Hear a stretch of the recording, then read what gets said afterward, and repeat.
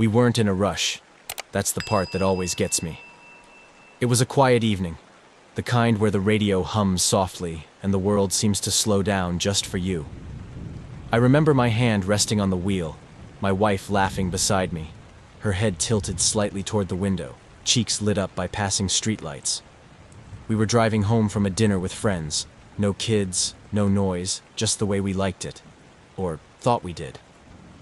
I said something dumb, probably another one of my dad jokes, and she rolled her eyes and called me lame.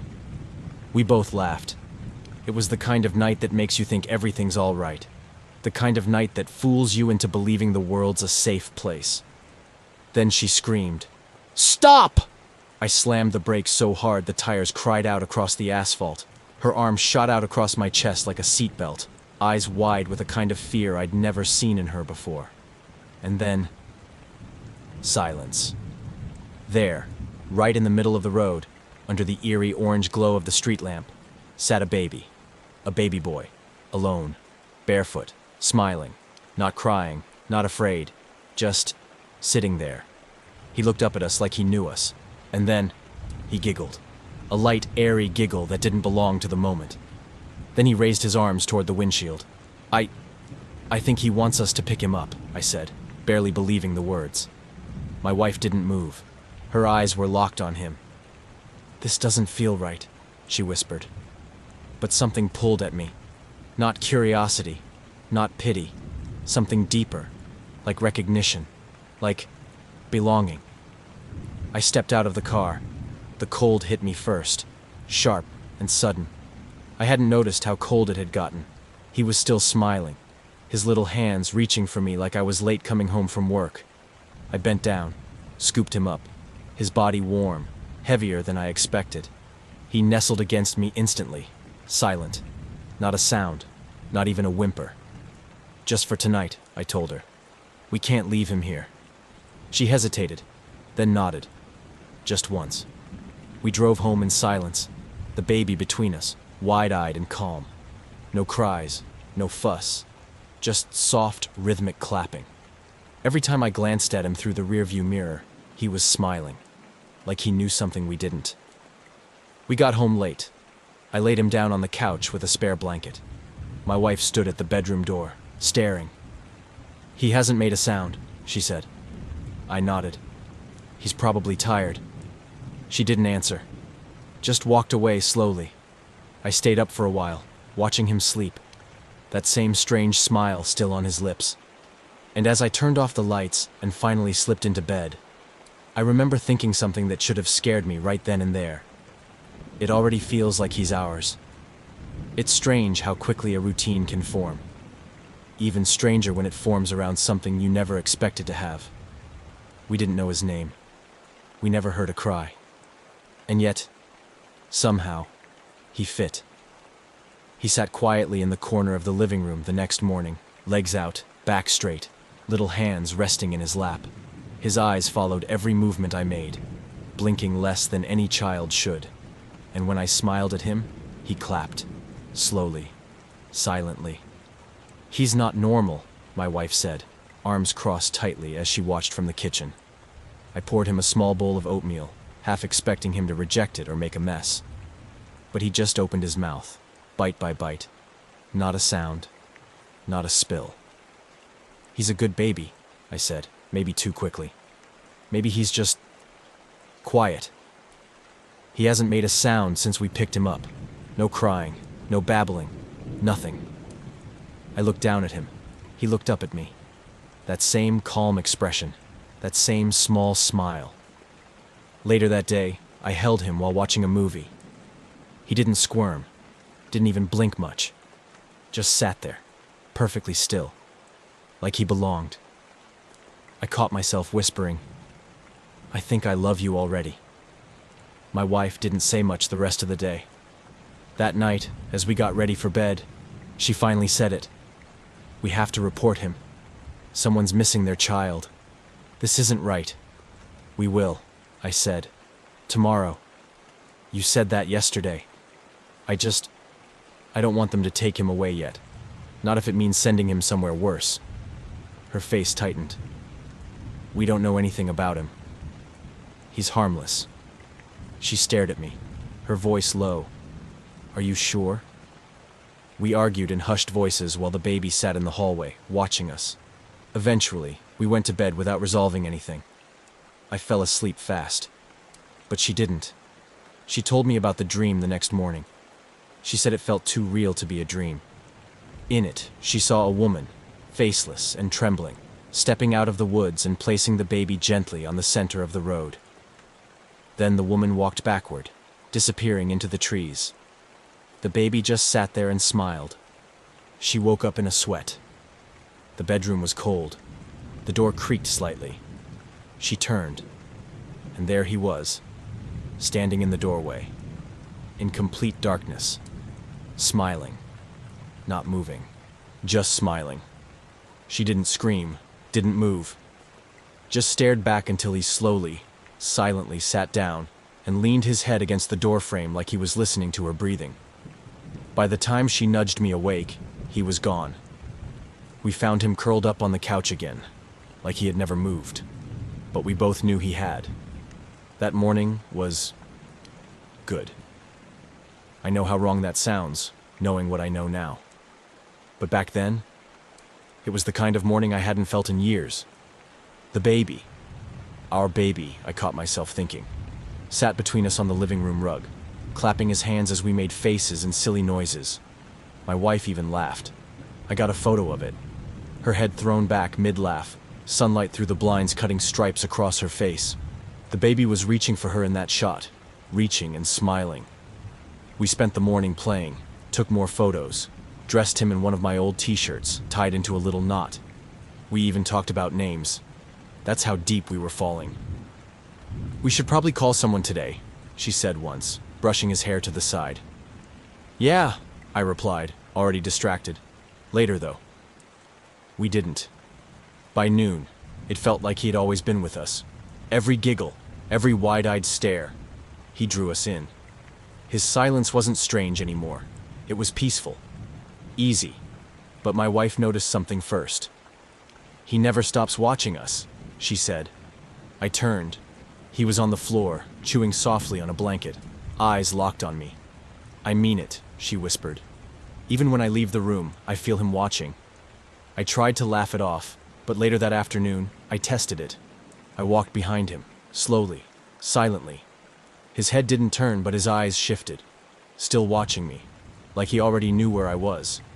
That evening, we built him a pillow fort, stacked every cushion in the house, twinkly lights, little stuffed animals from the attic. We played until the living room looked like a war zone of toys and smiles. Somewhere between a tickle fight and a nap, we drifted off. I remember his little hand resting on mine, my wife's head on my shoulder. The world quiet, warm. We didn't hear anything strange at first, but the baby monitor, just before sleep, pulled me under. I remember static, like a soft hiss. Then, a lullaby. It wasn't anything I recognized, just a slow, low hum. Almost like a voice, almost mechanical, deep, gentle, familiar and wrong at the same time. I opened one eye. The baby monitor's light flickered. The baby, still awake, sitting cross-legged in the middle of the room, watching us, smiling. It started with the crib. We had borrowed it from a neighbor that morning, an old wooden thing with faded stars carved into the sides. I spent half the day sanding it down, humming to myself while the baby watched me from the floor, as silent and patient as ever. He didn't nap. He didn't yawn.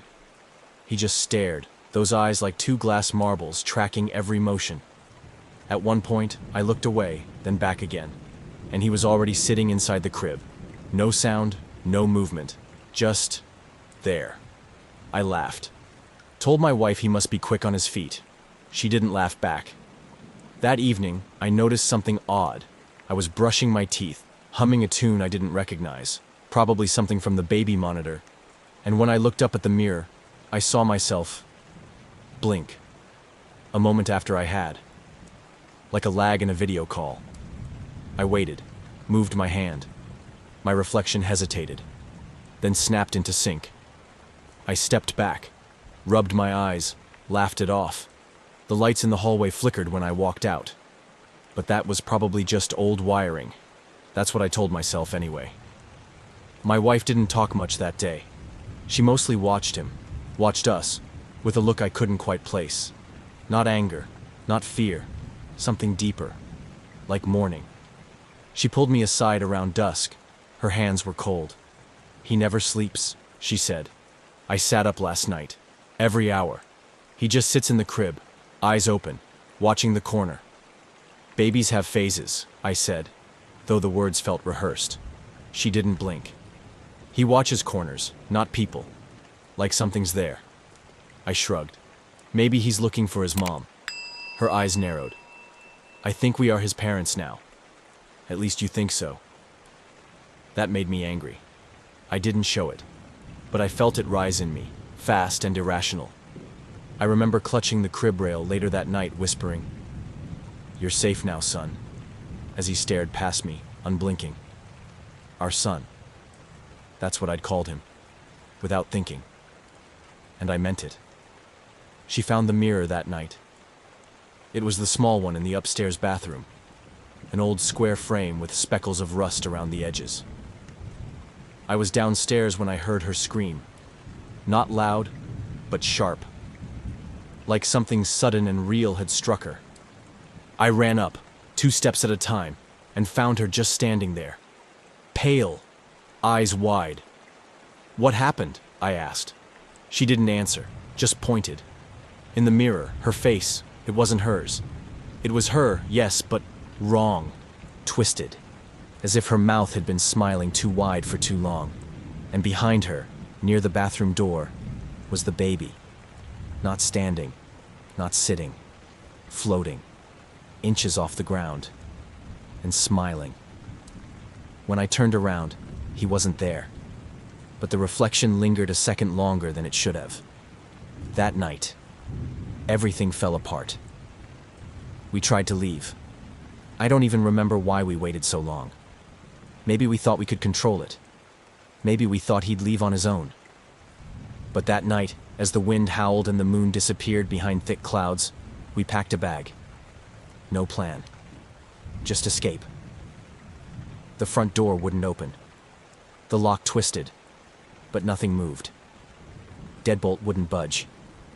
The windows wouldn't break, no matter how hard I hit them. I even tried the garage door, completely unresponsive, like it had been welded shut. I grabbed the phone. No signal, no dial tone, just a low, static hum. "Maybe we're dreaming," I said aloud, half joking. She didn't laugh. Then the lights went out. Pitch black, except for the baby monitor, still glowing in the dark. And from it, that same lullaby, slower now, deeper, almost reversed. In the silence, we heard something else too. The sound of small hands clapping softly in the dark. We tried again in the morning. Or at least, what we thought was morning.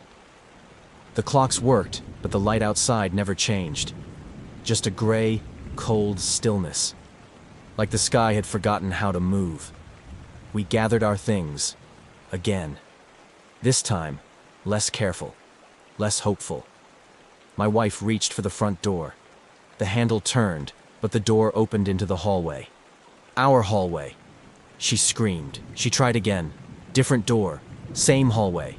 Then the kitchen, the back door, the basement. Every path led back to the nursery. Back to him. He sat there, waiting, in his crib that never rocked, never squeaked. Hands folded. That same unreadable smile. "I can't breathe in here," she whispered, pressing her hands to her chest. "It's like the walls are watching." I didn't answer. I was watching him. He blinked slowly. I felt something, not fear. Something worse. A weight. A pulling. Like he was tethered to me. And the more I fought, the deeper the line sank into my skin. We tried smashing windows again. They bent inward, like soft plastic. When I hit the wall, the surface rippled, like water, like flesh. The wallpaper pulsed in and out, slow and rhythmic, breathing. When we moved from room to room, it felt like the rooms moved too. doorways shrinking behind us, ceilings growing taller, lights dimming as if in sync with our thoughts. The baby was everywhere, not physically, but we felt him. I heard him laughing from the attic, then from the walls, then under the floorboards. Always that same soft, delighted giggle. And then, we saw him move. We were standing in the hallway. The lights had gone out again, only the faint glow of the baby monitor lighting our steps. He appeared at the end of the hall, on all fours. Only, he wasn't crawling. He was gliding, inch by inch toward us. His knees hovered inches above the floor. His arms moved in slow, deliberate motions, but never touched the ground. His smile never left. I couldn't speak. My wife ran. I didn't try to stop her. She sprinted through the hallway, took a sharp turn, and screamed. I followed. She was in the baby's room again. No matter which direction we ran, we always ended up there. The nursery walls were closing in. I could see them bending, leaning closer. The mobile above the crib spun on its own, playing a lullaby that had no melody, just low, vibrating tones like something groaning deep underground. And he was back in the crib, waiting, like he had never left. I can't take this anymore, she whispered. I didn't respond. I turned toward the crib. I knelt beside it. He chose us, I said. Her voice cracked. What are you saying? We belong to him now. She backed away. Don't say that. Don't. He moved again, sat upright, lifted one finger, pointed at her. Then he spoke. A single word, a sound that cracked the silence like glass under pressure. Stay. Not a baby's voice, not a child's, something older, timeless, full. And when the room went black again, that was the last word we heard. The clock said 6:47 a.m. It had said that for over 3 hours. We sat in the living room, or what was left of it. The walls were tighter now, closer. I swear the ceiling had dropped a foot overnight. Every surface creaked, like the house was settling, or breathing. The world outside the window was ink black. No cars, no sunrise, just darkness pressed against the glass like it wanted in. We're not dreaming, my wife whispered. Her voice was paper thin. This is real. I nodded. I didn't have the energy to argue anymore. I could still hear them. The babies. They cried from behind the walls, behind the floors, sometimes beneath our feet. Dozens of them. Hundreds. Wailing, gasping, giggling, whispering. We found an old baby mobile spinning by itself in the hallway. One we never owned. It played a lullaby in reverse. Notes stumbled and tripped over themselves like something trying to crawl backward through time. I smashed it with a lamp. It kept spinning. He was growing. The baby, our baby, wasn't a baby anymore.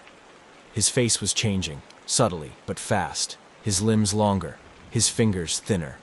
But that same wide-eyed infant smile never left his face. He didn't walk, he just appeared.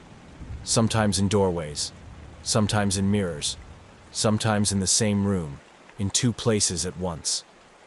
I found him sitting on the fridge, then in the sink, then curled up in the closet, arms wrapped around his knees, smiling at nothing. We stopped calling him he, it.